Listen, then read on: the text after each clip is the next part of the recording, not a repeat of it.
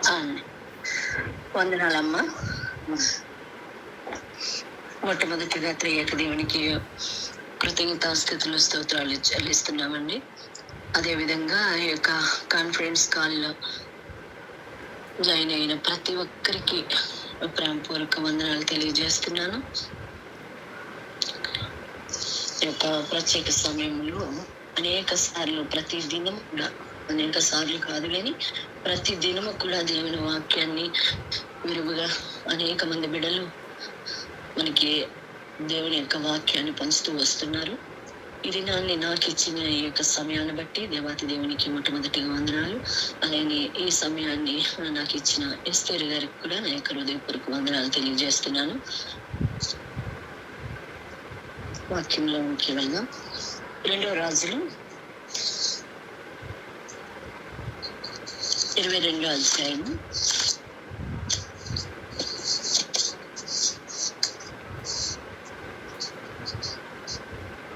14వ వచనాన్ని చదువుకుందాం. కాబట్టి యాజకుడైన హిల్కీయాను, అహికామును, అక్బోరును, సాఫానును, ఆసియాను ప్రవక్త హుల్దాయకు వచ్చిరి. ఆమె వస్త్రశాలకు అధికారియగు హర్షేషు పుట్టిన తిక్వా కుమారుడైన సల్లూమునకు భార్య అయి యెరూషలేములో 2వ భాగమందు కాపురస్తురాలై ఉండెను. ఆమె యొద్దకు వారు వచ్చి మాట్లాడగా ఆమె వారితో ఇట్లనెను, మిమ్మును నా యొద్దకు పంపిన వానితో ఈ మాట తెలియజెప్పుడి. చిన్న ప్రార్థన చేసుకుందామని. మహాగరుడ మహోన్నతుడు మా గొప్ప తండ్రి, మీకే వేల కోట్లాది కొలది వందనాలు స్తోత్రాలు చెల్లిస్తున్నాం నాయన. అయా ప్రభా, నీకు వాక్యం నీది, బిడలమైన మేము మీ వారము ప్రభా దేవా, నీకు వాక్యాన్ని ఉచ్చరించడానికి కూడా ఆయా ఏమాత్రం సరిపోలేని దానిని ప్రభా ఇదిగున తండ్రి నన్ను మమ్మను మీ యొక్క సిలువ చాటును మరుగుపరిచి ప్రభా ఇదిగున తండ్రి నీ యొక్క నామంలో మమ్మల్ని జ్ఞాపకం చేసుకొని నీ పరిశుద్ధాత్మ నడిపింపును మాకు అనుగ్రహించమని నడిచిన అయ్యా ప్రభా దేవా, ఒకటి దానిని ఆయా ఎన్నిక లేని దాన్ని నేను నన్ను ప్రభా మట్టి దాన్ని నేను నన్ను అయా నీ యొక్క నామంలో ప్రభా దేవా మీరిస్తున్న సమయాన్ని బట్టి మీకు వందనాలు స్తోత్రాలు చెల్లిస్తున్నాం ప్రభు. అయ్యా ఇదిగున తండ్రి నా నోట నీ యొక్క వాక్కును ఉంచుతున్నందుకు మీకు వందనాలు ప్రభా. ఎప్పటి దానిని అయ్యా ప్రభా దేవా, అయ్యా ప్రభా మీ యొక్క మాటలను ప్రభా దేవా పవిత్రమైన వాటిని వచించడానికి కూడా సరిపోలేని దానిని ప్రభా దయతో క్షమించి కనికరించి ప్రభా నన్ను ఒక సాధనంగా ఒక బోరుగా వాడుకోమని ప్రభా.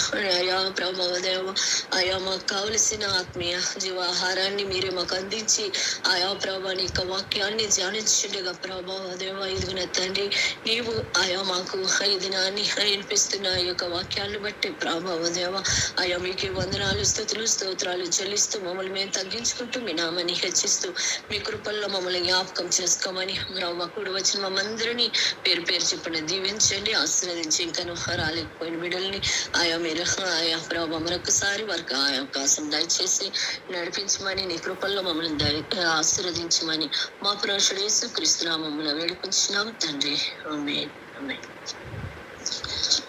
రాజులు 22వ అధ్యాయంలో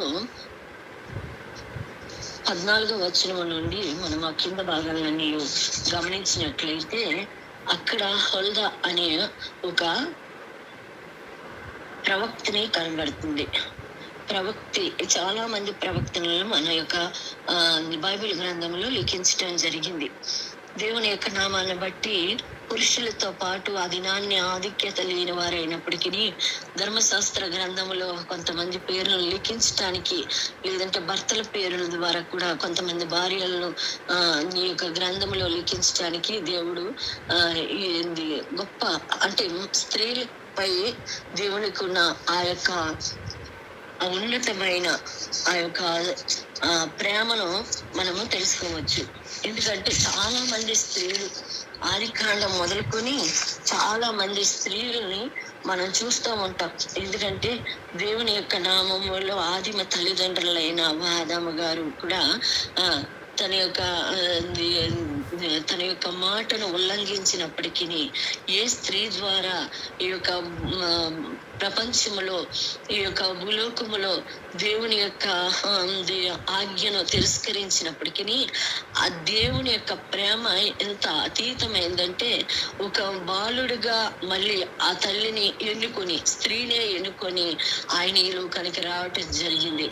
స్త్రీ ఒక ప్రభు అయిన యేసుక్రీస్తు వారి లోకానికి రావటానికి ఒక స్త్రీని సాధనంగా వాడబడిందంటే ఎంత గణనీయమైన స్త్రీకి దేవుడు ఎంత ప్రాముఖ్యమైన స్త్రీగా అవకాశం ఇచ్చాడో మనం గమనించవచ్చు. మరియు మార్తలు అంటే ప్రభువుకు బహు ప్రీతి, చాలా ఇష్టమైంది కదా, ఇష్టమైన వారు కదా.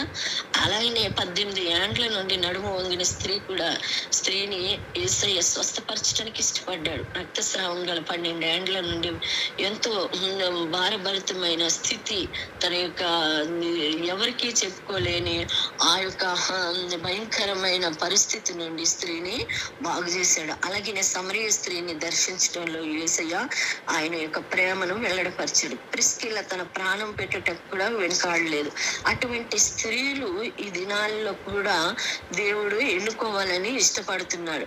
ఆఖరికి పునరుద్ధానుడైన ప్రభువైన యేసుక్రీస్తును మొట్టమొదటిగా చూడటానికి సాహసించిన వ్యక్తిని కూడా మన మగ్దలేని మరియగా కూడా చెప్పుకోవచ్చు. ఇటువంటి స్త్రీలు అంటే ఈ యొక్క ప్రవక్తని కొరకు నేను చెప్పడానికి గల కారణం ఏంటంటే, ప్రవక్తని యొక్క పేరు ఆమె భర్తకి విధేయురాలుగా ఉన్నప్పటికీ ప్రభువైన యేసుక్రీస్తు వారి యొక్క సువార్త పనిలో, యెహోవా తండ్రి యొక్క పనిలో తను నిలిచి ఉన్నట్లుగా మనం చూస్తాం.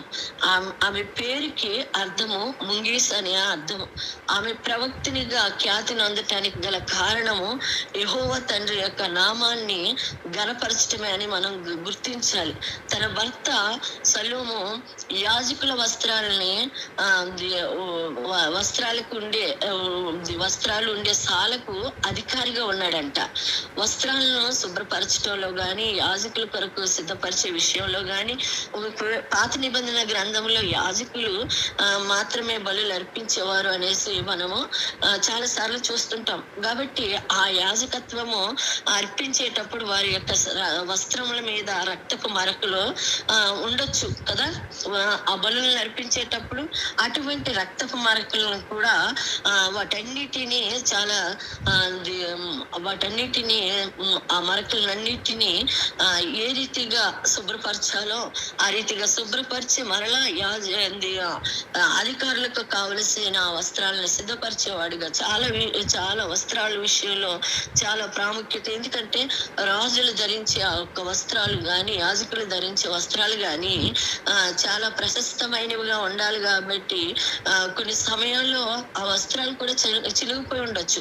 కాబట్టి వాటిని కూడా చాలా భద్రంగా ఎట్లా వాటిని ఆల్టర్నేట్ చేయాలన్నది గుర్తించి ఆ యొక్క పనిలో ఒక అధికారత్వాన్ని కలిగిన భర్తగా తనని చూడొచ్చు. అయితే అటువంటి భర్తకి భార్య కూడా సహకారిని కూడా ఉండవచ్చు. ఎందుకంటే వారిద్దరు కూడా యాజక ధర్మాన్ని చేయటానికి వారు ప్రాముఖ్యముగా, ఎందుకంటే యాజకుల యొక్క వస్త్రాలని అంత పవిత్రముగా, అంత పరిశుద్ధముగా, లేకపోతే గొప్ప వారి యొక్క వస్త్రాలు కుట్టే విషయంలో గాని, శుభ్రపరిచే విషయంలో గాని, సిద్ధపరిచే విషయాల్లో గాని చాలా గొప్ప పరిచర్య చేసేవారిగా మనం చూస్తున్నాం. భర్తకు చేదోడు వాదోడుగా ఉండే స్త్రీగా కూడా మనం చూస్తున్నాం. ఒక వ్యక్తి కలిగి ఉండవలసిన గుణలక్షణాలన్నీ కూడా ఈమెలో, ఎందుకంటే ఆమె ఇల్లును శుభ్రపరుస్తూ భర్త యొక్క పనుల్లో చేదోడు వాదోడుగా ఉంటూ ప్రజల మధ్య దేవుని కొరకు కూడా నిలబడిన వ్యక్తిగా చూస్తున్నాం. యెహోవా యందు భయభక్తులు గల స్త్రీ కొనియాడబడునన్న వాక్యము ఈమె పట్ల నెరవేరినదిగా మనం చూస్తాం. ఎందుకంటే ఈ యొక్క విషయాలు మనకి తెలియటానికి మొదటగా మనము రాజులు ఈ 2వ గ్రంథం 22వ అధ్యాయం నుండి 8వ వచనం నుండి మనం గమనించినట్లయితే, రాజుల గ్రంథంలో 47 అధ్యాయాలు గలవు కదా. 47 అధ్యాయాలు గల పుస్తకం కలిగిన ఈ యొక్క గ్రంథముల యందు 41వ రాజుల చరిత్ర రాయబడి ఉందని మనం గుర్తించాలి. అంతేకాకుండా 2 ప్రవక్తల కోసం కూడా ఈ యొక్క గ్రంథంలో రాయబడినట్లుగా మనం చూస్తాం. 41 రాజులలో దరిదాపు 8 మంది యెహోవా దేవుణ్ణి ఆరాధించే భక్తులుగా మనకు చూస్తున్నాం. వీరు యూదా దేశపు రాజులుగా కూడా గుర్తించారు. ఈ యొక్క 8 మంది రాజుల్లో ప్రముఖమైన వ్యక్తులు కూడా మనకి ఈ యొక్క రాజుల గ్రంథంలో మనకు కనబడుతూ ఉంటారు. రాజుల్లో హిజ్కియా గాని హోషియా రాజులు గాని ప్రముఖమైన పాత్రను ఈ యొక్క గ్రంథములో లిఖించడం జరిగింది. వీరు దేవునికి భయపడి యథార్థంగా జీవిస్తూ విగ్రహారాధనని ఖండించేవారు. దేవునికి ప్రియమైన వారుగా కూడా వారు ఉన్నారు. ఈ గ్రంథాన్ని ఇర్మియా రాసినట్లుగా చరిత్రకారుల యొక్క అభిప్రాయం. ఎజ్రా అను ఒక యాజకుడు దేవుని ప్రేరణ వలన ఈ చరిత్ర గ్రంథాలన్నిటిని సమకూర్చడంలో ప్రముఖ పాత్ర వహించిన వాడిగా మనం చూస్తాం. ఇది బబులోనులో చెర నుండి యూదుల స్వదేశమును చేరిన తరువాత జరిగిన సంఘటనల గురించి రాయబడినట్లుగా మనం ఈ యొక్క గ్రంథము 22వ అధ్యాయం ప్రారంభం నుండి మనం చూసినట్లయితే ఆ యొక్క హిజ్కియా రాజు కుమారుడైన మనష్షే రాజు కాలము నుండి హోషియా రాజు కాలం వరకు కూడా ప్రజలు భయంకరమైన పాపంతో జీవించారు అన్న. ఎందుకంటే ఇంకా మొదటి నుండి మనం చూసినట్లయితే 21వ అధ్యాయం నుండి మనం 22వ అధ్యాయం వరకు మనం గమనిస్తే ఈ యొక్క మనిషి 55 సంవత్సరాలు ఏలాడు. ఏషియా రాజు తర్వాత భయంకరమైన పాపంతో వీళ్ళు జీవిస్తున్న సమయంలో యెహోవా దృష్టికి చెడు నడిచి బయలుదేవతల కంట బలిపీఠాలు కట్టించేవారంట. దేవతా స్తంభాలని నిలవబెట్టేవారంట. తన తండ్రి అయిన హిజ్కియా మాత్రం ఎంతో యథార్థపరుడుగా ఉన్నాడు కదా. మన యొక్క గృహాల్లో తల్లిదండ్రులు నీతిమంతులుగా ఉంటే బిడ్డలు అనీతిమంతులుగా తీర్చబడుతున్నారు. బిడ్డలు నీతిమంతులుగా ఉంటే తల్లిదండ్రులు చాలా భయంకరమైన పరిస్థితులు గుండా వెళ్తున్నారు. ఈ దినాల్లో చాలా భయంకరమైన పరిస్థితి ఆ దినాల్లో కూడా అదే విధంగా ఉన్నట్లుగా మనం ఈ యొక్క వచనాన్ని బట్టి మనం చూడొచ్చు. తండ్రి అయిన హిజ్కియా ఎంతో యథార్థపరుడుగా ఉన్నాడు, నీతిమంతుడుగా ఉన్నాడు. బయలుకు మొక్కకుండా యెహోవా దేవుని సేవిస్తూ సకల ఐశ్వర్యాలతో కూడా దేవుడి హిజ్కియాను ఎంతగానో ఆశీర్వదించాడు. ఆ దేవునికి లోబడటంలో హిజ్కియా చాలా ప్రముఖ పాత్రను చేస్తూ వస్తున్నాడు. తన భక్తి జీవితంలో ఏమాత్రము భయముతో కూడిన భక్తి కలిగి ఉన్నాడు. భయము వేరు, భక్తి వేరు కదా.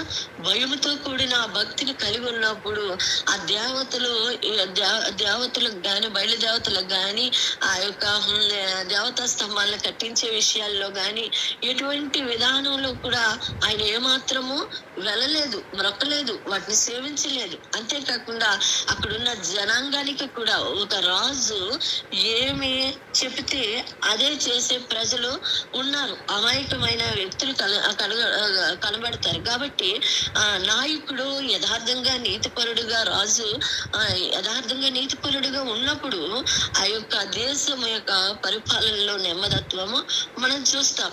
అయితే మనిషి అయితే చాలా విగ్రహారాధనను ప్రజలను ప్రోత్సహిస్తూ ఉండేవాడు. అక్కడున్న ప్రజలను ప్రోత్సహిస్తమే కాకుండా ఆయనకు కూడా బలిపీఠములను కట్టించి యెహోవా మందిరమందు బలిపీఠాలను కట్టిస్తూ ఉండేవాడంట. అంతేకాకుండా చిల్లంగితన వాళ్ళని, కన్నపి చాచు వాళ్ళని, సోదిగాండ్లతో అటువంటి వారి భయంకరమైన వ్యక్తులతో సాంగత్యం చేసేవాడంట. ఇట్టి భయంకరమైన పరిస్థితిని కలిగి ఉన్న మనిషిను తన తప్పు తెలుసుకుని యెహోవా వైపు తిరగటానికి మరి తండ్రి చేసిన ప్రార్థన ఏంటో గాని మనిషి తన రాజ్యములో బయలును నిర్మూలించాడంట. చనిపోయే ముందు మనిషి చనిపోయిన తర్వాత తన కుమారుడైన ఆమోను యెరూషలేములో ఏలినట్లుగా మనం చూస్తాం. ఆ తర్వాత చరిత్రను మనం గమనిస్తూ ఉన్నప్పుడు ఇతడు తన తండ్రి వల్లే తిరిగి విగ్రహాలన్నిటినీ వాళ్ళు అర్పించాడంట. తండ్రి నడిచే త్రోవలోనే అమ్నోను కూడా నడిచాడు. వారి యొక్క జీవితాలు చాలా భయంకరమైన దేవుని సేవకులే కుట్ర పని అమ్నోను సంహరిస్తూ, ఎందుకంటే వీళ్ళ యొక్క దురాఘాతాన్ని అక్కడ ఉన్న ప్రజలు ఏమాత్రం కూడా సహించలేక వారే కుట్ర పని ఏం చేశారు, తనని చంపటం జరిగింది. తరువాత తన కుమారుడైన ఏషియాకు 8 ఏండ్ల వయసు ఉంది. అంటే చాలా చిన్న వయసు, చాలా పిన్న వయసు కదా. అంత చిన్న వయసులోనే తన్ని దేవుడు రాజుగా నియమించాడు. తన తండ్రి వల్లే కాకుండా అంత చిన్నవాళ్ళు, తన తాతని సంప్రదించలేదు, తన తండ్రి యొక్క బుద్ధుల్ని తన కునుకు పుచ్చుకోలేదు. కానీ యెహోవా దేవునికి తన పితరులు ఏ రీతిగా అయితే దేవుణ్ణి ఆరాధించి ఉన్నారో, దేవునికి భయపడి యథార్థముగా నీతితో జీవించారో, యెరూషలేమును యూదా దేశమందును ఆయన పవిత్రంగా మార్చడానికి ఆయన కట్టుకున్నాడంట. విగ్రహారాధనని తొలగించడానికి, విగ్రహారాధనని ఖండించాడంట. దేవుని యొక్క మందిరాలని నిలబెట్టడంలో గాని ఆయన ఎంతో ప్రముఖ పాత్ర వహించిన విధానంగా మనం ఈ యొక్క రాజుల 22వ అధ్యాయం అంతా మనం చూస్తే, దినవృత్తాంతాలు 2వ దినవృత్తాంతాలు 34, 22వ అధ్యాయం అంతా మనం చూస్తే మనకి తెల్లగా అర్థమవుతుంది. విగ్రహాలని తీసివేసి బలిపీఠాలను పడగొట్టి రాజు తన ఏలుబడి యందు దేవాలయములను శుభ్రపరచుకోవటానికి పూనుకున్నాడంటే ఎంత గొప్ప దేవుడు. కొన్నిసార్లు కొంతమందిని వెళ్ళగొట్టాడంటే ఆ యొక్క ప్రజల్ని పవిత్రంగా జీవించడానికి, ప్రజల్ని దేవుళ్ళో నడిపించడానికి, దేవుళ్ళో ఏ మొదట ప్రేమనైతే కోల్పోయారో దేవుడితో ఉన్న సాంగత్యాన్ని మళ్ళీ తిరిగి పొందుకోవటానికి దేవుడు మళ్ళీ గొప్పవారిని తీసుకొని వస్తాడు అన్నది మనం ఈ యొక్క మాటల ద్వారా మనం చూడొచ్చు. దేవుని యొక్క దేవాలయాన్ని ఈయన శుభ్రపరచడమే కాకుండా ఆ యొక్క ఆలయం, సొలొమోను కట్టించిన ఆలయము శిథిలమైపోయినప్పుడు ఆ స్థలాన్ని మరలా తిరిగి కట్టించడానికి దేవుడు యోషియాని ఎన్నుకున్నాడు.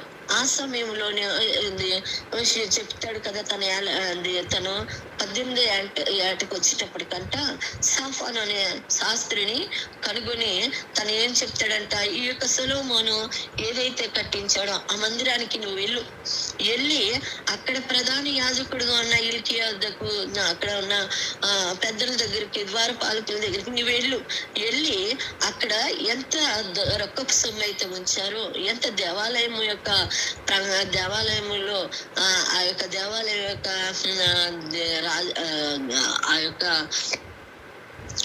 భోసానంలో ఎంత అయితే రొక్కమైతే ఉందో దాన్ని తీసి ఆ యొక్క మందిర పనులు చేయటానికి గాని, అక్కడ పనివారికి ఇవ్వటంలో గాని, అక్కడ నమ్మకమైన పనివారిని అక్కడ ఏర్పాటు చేసి తిరిగి మరలా ఆ యొక్క యెరూషలేము మందిరాన్ని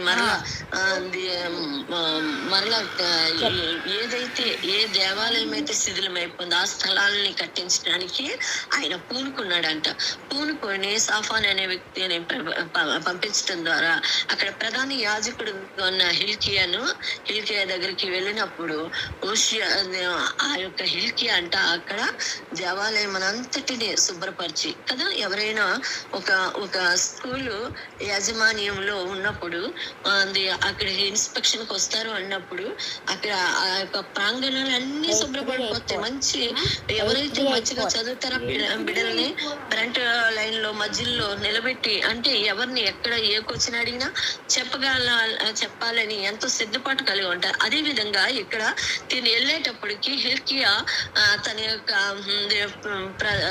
ఆ యొక్క మందిరాన్ని శుభ్రపరిచేటప్పుడంట ఒక బుక్ అక్కడ దొరుకుతుందంట. అక్కడ ప్రధాన యాజకుడైన ఎల్కి యెహోవా మందిరమందు ధర్మశాస్త్ర గ్రంథము ఒకటి దొరికిందని సాఫాను శాస్త్రికి అది ఇవ్వటం జరిగిందంట.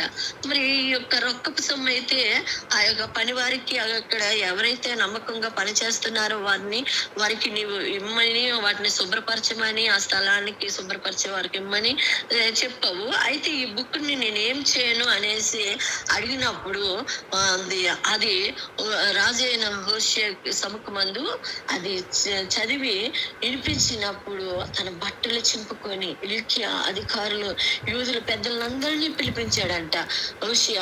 ఎందుకంటే ఆ యొక్క గ్రంథంలో ఉన్న మాటలు చదివినప్పుడు ఈయనకి చాలా భయాందోళన జరిగింది.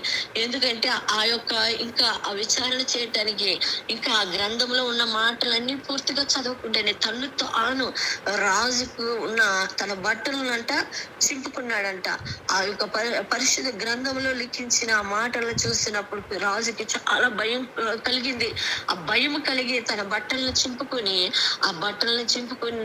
తను అంటే ఇక్కడ ఈ బట్టలను చింపుకోవటానికి గల ఒక మాటను మనం ఆత్మీయంగా అర్థం చేసుకున్నట్లయితే హోషేయ తన యొక్క జీవితంలో తను చేస్తున్న ప్రతి పనిలో కూడా నమ్మకత్వాన్ని చూపించాడు. నీతితో ఉన్నాడు, యథార్థంగా ఉన్నాడు, మంచిగా చేస్తున్నాడు, దేవుని మందిర పనులన్నీ చేస్తున్నాడు, ప్రజలందరినీ చక్కగా నడిపిస్తున్నాడు. కానీ ఈ యొక్క ఏదైతే మోషే ద్వారా రాసిన ఈ యొక్క ధర్మశాస్త్రం ఉందో ఆ ధర్మశాస్త్రము తనకి దొరికినప్పుడు దాన్ని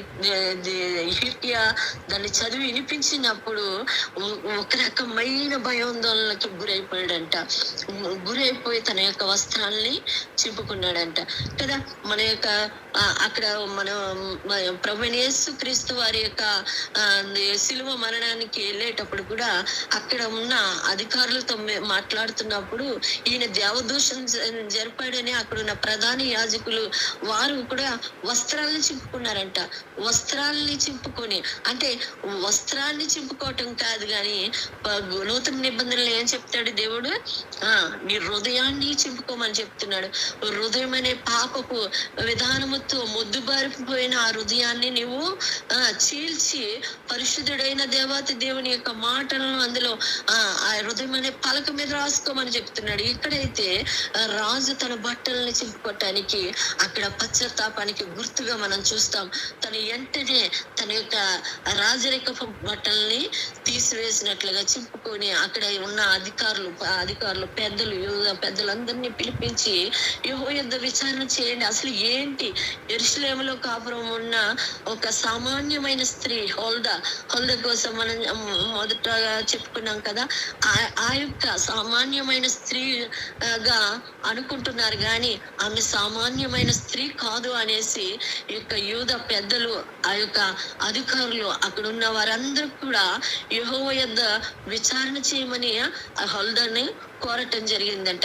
ఎందువల్ల హుల్దా ఒక ఇల్లాలుగా ఉండిపోలేదు కానీ హుల్దా ఒక నీతిని కలిగిన వ్యక్తిగా ఉంది. ఆయన హుల్దా భక్తి పరురాలుగా ఉంది. మొట్టమొదట దేవుని యొక్క కార్యాల విషయంలో చాలా జాగరూకత కలిగి ఉంది. హుల్దా తన యొక్క భక్తి విషయంలో దేవుని యందు భయభక్తులతో కొనియాడే స్త్రీగా అనేక మంది ప్రజలను దేవుని వైపు త్రిప్పే స్త్రీగా తను ఉంది. తన భక్తి ద్వారా అనేకులు మార్చబడుతున్నారు. అంతేకాకుండా అక్కడ సాహసవంతురాలుగా ఉంది. ఉన్నట్లుగా మాట్లాడే వ్యక్తిగా చూస్తున్నాం. నమ్మకమైన వ్యక్తిగా మాట్లాడుతున్నాం. ఆ యొక్క నమ్మకమైన వ్యక్తిని కనుగొన్నారు ఈ యొక్క యూదా పెద్దలు, అక్కడున్న అధికారులు కనుగొన్నారు. కాబట్టి హోషేయ చెప్తాడు కదా, మీరు యెహోవా యొద్ద విచారణ చేయండి అన్నప్పుడు యెహోవా యొద్ద విచారణ చేయటానికి ఒక వ్యక్తిని ఒక సామాన్యమైన స్త్రీగా అనుకున్నారు కానీ ఆ యొక్క ఎంత ప్రముఖమైన స్త్రీ అని మనం చూడగలం. ఒక ప్రవక్తినిగా దేవుడు మార్చడానికి అక్కడ పెట్టి ఉన్నాడంటే కదా. మనం చాలా మంది ప్రవక్తిని చూస్తాం. దెబోరా చాలా ధైర్యవంతురాలు కదా. తన యొక్క జీవితంలో దెబోరా యొక్క జీవితాన్ని మనం చూస్తే ఇశ్రాయేలీయులకు తల్లిగా ఉంది, న్యాయాధిపతిగా ఉంది, వారిని ఆదరించింది కదా. అంతటి దెబోరా స్త్రీని మనం చూడగలం. అదే విధంగా ఇక్కడ హుల్దా అనే ప్రవక్తిని కూడా మనం చూడగలం. ఆవిడ ఎంత ధైర్య సాహసాలు కలిగి ఉందో ఈవిడ కూడా అంత సాహసవంతురాలుగా ఉంది. ఎందుకంటే రాజు యొక్క పెద్దలు వారందరూ పంపించినప్పుడు అయ్యో అధికారులు వచ్చారు కదా, మనము ఉన్నట్టు చెప్తే మనల్ని లేపేస్తారేమో అనుకోలేదు. కానీ దేవుని కొరకు నిలబడటానికి గొప్ప సాహసవంతురాలుగా అక్కడ ఉంది.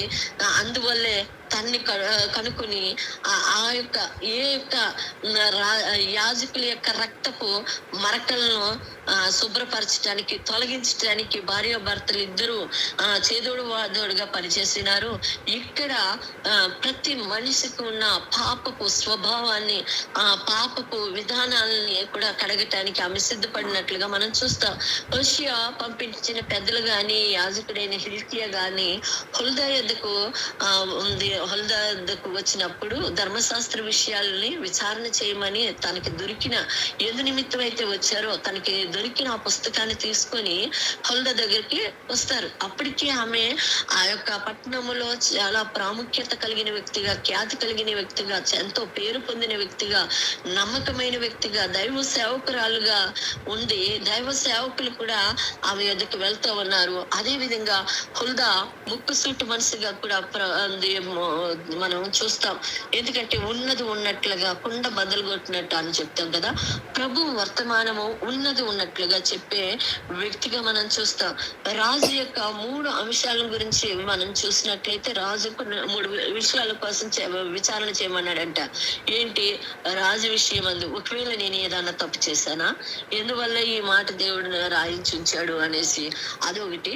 జనుల విషయంలో ఒకవేళ జనులు ఏ రకంగా దేవునికి ఆయాసకరమైన పనులు చేస్తున్నారో ఆ విషయాన్ని గాని, అక్కడున్న యూదా వారి విషయంలో గాని విచారణ చేయమని పెద్దలందరినీ, అధికారుల్ని హుల్దా దగ్గరికి పంపించడం జరిగింది.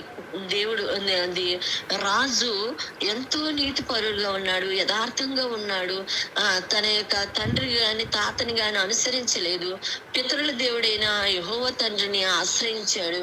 అంతేకాకుండా ఆ యొక్క దేవాతి దేవుడైన ఆ యొక్క మందిర స్థలాలను కూడా బాగు చేశాడు. ఇంత గొప్ప వ్యక్తిగా, ఇంత గొప్ప రాజుగా ఉన్న ఈయన భయపడుతూ ఒక ప్రవక్తిని దగ్గరికి యెహోవా యుద్ధ విచారణ చేయండి అనటంలో కూడా ఆయన మూర్ఖంగా వెళ్ళిపోలేదు, సోదగాండ్లను ఆశ్రయించలేదు, చిల్లంగి వారిని ఆశ్రయించలేదు. కానీ దేవుని భక్తుల దగ్గరికి ఆ ఏదైతే ధర్మశాస్త్రము దొరికిందో ఆ పుస్తకాన్ని పట్టుకొని హుల్దా దగ్గరికి రావటం జరిగింది. హుల్దా రాజులకు అక్కడ ఉన్న ప్రజలందరికీ ఆశ్రయదుర్గంగా ఉందంట. ఆమెలో మొట్టమొదటి లక్షణము ఆమె భక్తి.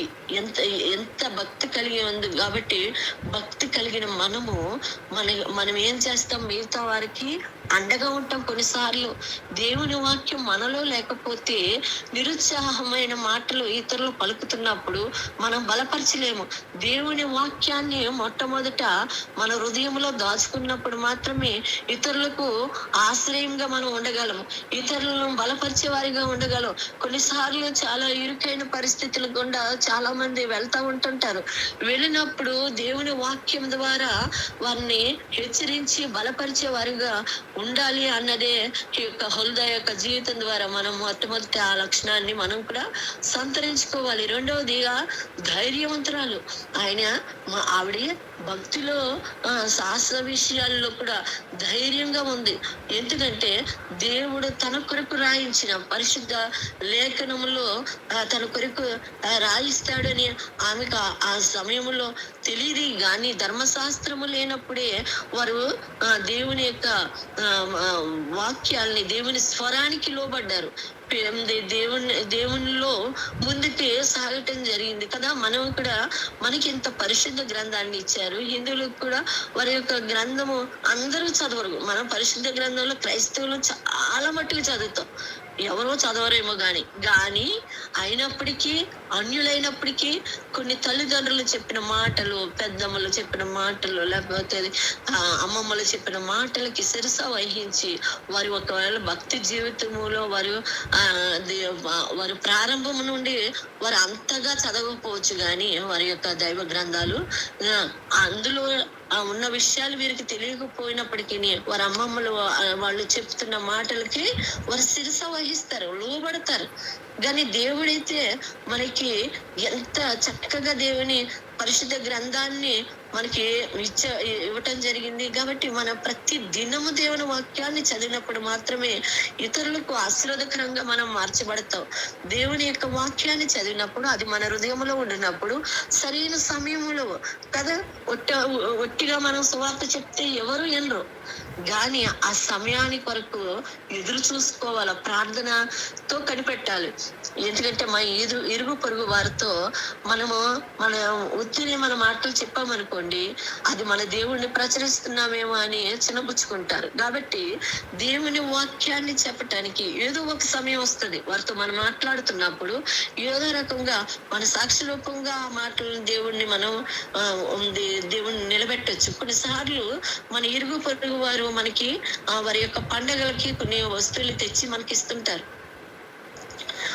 ఇచ్చినప్పుడు కొన్నిసార్లు వారిని బాధ పెట్టడం ఎందుకని తీసుకొని ఇతరులకు ఇవ్వటమో ఏదో చేస్తారు. కానీ ఆ సమయంలో మనం ఏం చేయాలంటే మన యొక్క ఎంతవరకు మన నీతి ఉంది, దేవుడు మనల్ని పరిశుద్ధపరుస్తాడు. దాన్ని ఏమంటాడు తిమోతి గ్రంథంలో, దాని విషయంలో మీరు నిషిద్ధమైంది ఏది లేదు కాబట్టి దాని విషయంలో మీరు ప్రార్థన చేసుకొని సముఖపు రొట్టెలు దావీదు తిన్న విధానాన్ని జ్ఞాపకం చేస్తూ తిమోతి అక్కడ రాస్తాడు.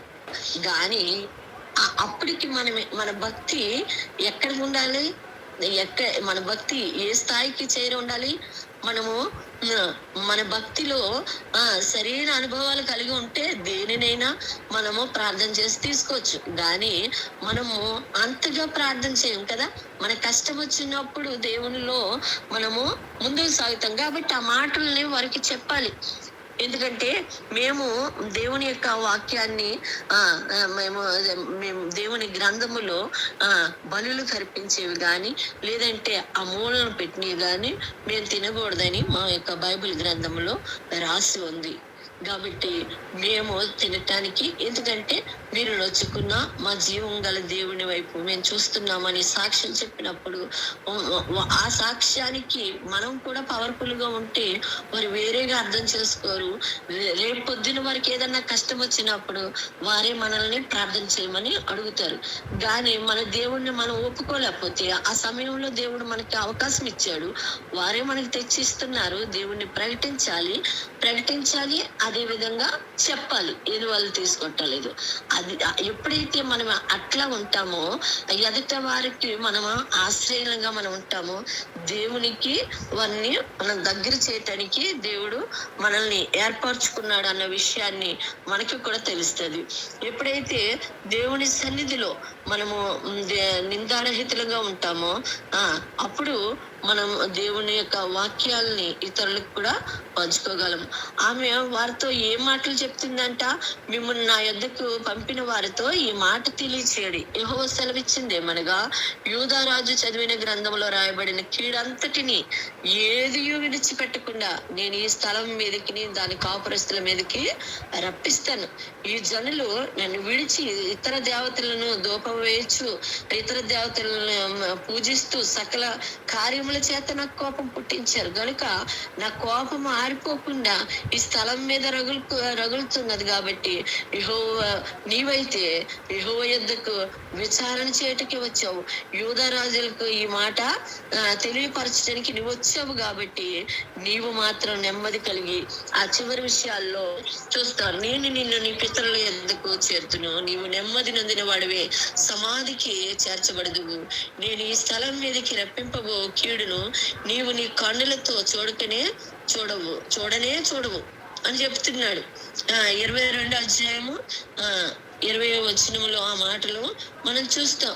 ఎందుకంటే యోషియా రాజుని మాత్రము నీవైతే ఈ యొక్క నిందను, ఈ యొక్క భయంకరమైన కీడంతటికి ఆయన కోపము నిమిషం మాత్రమే ఉంటది కదా, ఆయన కోపంకి ఆ నిమిషంలో ఆ కీడంతా కూడా ఆ స్థలానికి నేను తీసుకురాబోతున్నాను. కాబట్టి నీవైతే నెమ్మది కలిగి నీ పితరుల యొద్ద నీవు కార్చిన కన్నీరు ఆ 19వ వచనం నుండి కూడా చూస్తే ఇశ్రాయేలు దేవుడైన యెహోవా సెలవిచ్చింది ఏమనగా, ఈ స్థలము పాడుగుననియు దాని కాపురస్తులు దూషణాస్పదులకు ద్రోణి, నేను చెప్పిన మాటలు నీవు ఆలకించి మెత్తని మనసు కలిగి యెహోవా సన్నిధిని దీనత్వము ధరించి నీ బట్టలు చింపుకొని నా సన్నిధిని కన్నీళ్లు రాల్చితివి గనుక నీవు చేయు మనవిని నేను అంగీకరించినాను అన్నాడు. ఆయన ఆ మాటలు వినినప్పుడు ఆ యొక్క ధర్మశాస్త్రంలో ఉన్న వాక్యాలని చదివి వినిపించినప్పుడు వెంటనే కూడా తన యొక్క పశ్చాత్తాపానికి గుర్తుగా తన బట్టలని చింపుకున్నట్లుగా, అంతేకాకుండా దీనత్వం ధరించాడు, పశ్చాత్తాప పూర్ణుడే కన్నీరు విడిచాడు. కాబట్టి దాని వల్ల నీవు నీ మనవి దేవుడు అంగీకరించాడు. కాబట్టి నీవు నెమ్మదితో నీ పితరులతో నీవు చేర్చబడతావు అనేసి హోషేయ కోసం హుల్దా అనే ప్రవక్తని చెప్తుంది. దేవుని యొక్క హుల్దా ధైర్యంగా తన ఎదుకు వచ్చిన పెద్దలకు ఈ మాటలు చెప్పటానికి మాత్రము భయపడలేదు. దేవుని పక్షముగా మాట్లాడిన స్త్రీని రాజులకు గాని అధికారులకు గాని భయపడవలసిన అవసరం లేదు. కానీ ఎప్పుడైతే మనము సరైన విధంగా ఉండలేకపోతామో, మన యొక్క భక్తిలో కరెక్ట్ గా ఉండలేకపోతే చిన్న విషయాన్ని కూడా మనం తప్పించుకోలేము కదా. వారి దగ్గర నుండి ఆ యొక్క వస్తువులు, నేను ఉదాహరణకి ఆ మాట చెప్పాను కదా, ఎవరైతే హైందవులుగా పిలువబడుతున్నారు వారి దగ్గర మన వస్తువులు కొన్నిసార్లు తీసేసుకుంటాం. ప్రార్థన చేసుకొని తినమన్నాడు కదా దేవుడు అన్నట్టు కొంతమంది మూర్ఖంగా కూడా పనులు చేస్తుంటారు. కానీ మన యొక్క భక్తి జీవితము ఎట్లా ఉండాలి? మనం ఇతరులకు ఆశీర్వాదంగా మారాలంటే మనం భక్తి పరులమై ఉండాలి. భయంతో కూడిన భక్తి మనలో ఉండాలి. సాహసవంతుల ప్రతి మాట ముక్కుసూటిగా మనం వెళ్ళాలి. చాలా సార్లు ముక్కుసూటిగా మనం వెళ్ళటానికి ఇష్టపడము. ఎందుకంటే దానివల్ల చాలా కీడును, చాలా ఉగ్రతను మనం అనుభవించాలని భయంతో ఉంటాం. నమ్మకమైన వ్యక్తిగా ఉంది, అంతేకాకుండా దేవుని వర్తమానం ఉన్నట్లుగా ఆవిడ చెప్పటం జరిగింది. ప్రవక్తల కదా వీళ్ళు, రాజు కదా, మనకి ఎందుకు వచ్చిందిలే, ఏదో చెప్పొచ్చులే, ఈ సమయంలో ఏదో మాట చెప్తే కొంత ఊరట పొందుతారు అనుకోలేదు. ఉన్నట్లుగా తను చెప్పిన ప్రవక్తనిగా చూస్తున్నాము. మానవులకు దేవునికి మధ్యవర్తిగా ఉన్నట్లుగా చూస్తున్నాం. అక్కడ ఉన్న రాజులు ఏదైతే విచారణ చేయమన్నాడో విచారణ చేయటానికి యెహోవా దగ్గర మధ్యవర్తిగా ఉన్నట్లుగా, దేవునికి మనుషులకు మధ్యవర్తిగా ఉంది. మనకి తండ్రికి ఎవరు మధ్యవర్తిగా ఉన్నారు? కుమారుడైన ప్రభువైన యేసు క్రీస్తు వారు మధ్యవర్తిగా ఉన్నారు. ఆయన ఎప్పుడైతే మన పాపము భారం అంతటిని ఆయన సిలువ మీద మోయటానికి ఆయన తన ప్రియ కుమారుని లోకానికి పంపించడం ద్వారా ఆయన మనకి సంచకరువుగా ఆయన మధ్యవర్తిగా ఉన్నాడు. అదే విధంగా ఈ యొక్క హుల్దా యొక్క జీవితం కూడా మధ్యవర్తిత్వం కలిగిన వ్యక్తిగా చూస్తున్నాం. గుణవంతురాలుగా ఉంది. అంతేకాకుండా అంత ప్రముఖ వ్యక్తిగా తను ఉండటానికి గల కారణం ఏంటంటే దేవునిలో ప్రభువులో నిలబడిన స్త్రీగా ఉంది. ప్రజల మెప్పును పొందిన స్త్రీగా ఉంది. ఎప్పుడైతే దేవుడితో మనము మమేకమై ఉంటామో ప్రజలు మెప్పు కూడా మనం పొందగలం. ప్రజలు మనల్ని ఆదరించే వారిగా ఉండగలరు. ఎప్పుడైతే మనము అటువంటి పరిస్థితిగా మనము హుల్దా యొక్క జీవితము చాలా గొప్ప జీవితం కదా. తన జీవితంలో ఉన్న ఈ యొక్క లక్షణాలన్నీ కూడా మనం ధరించినట్లయితే, ఒకటి సాహసవంతురాలుగా ఉంది, భక్తి పరురాలుగా ఉంది, నమ్మకమైన వ్యక్తిగా ఉంది, ముక్కుసూటిగా మాట్లాడే స్త్రీగా ఉంది, దేవుని వర్తమానాన్ని ఉన్నట్లుగా చెప్పే ప్రవక్తనిగా ఉంది, మానవులకును దేవునికి మధ్యవర్తిగా ఉంది, గుణవంతురాలైన స్త్రీగా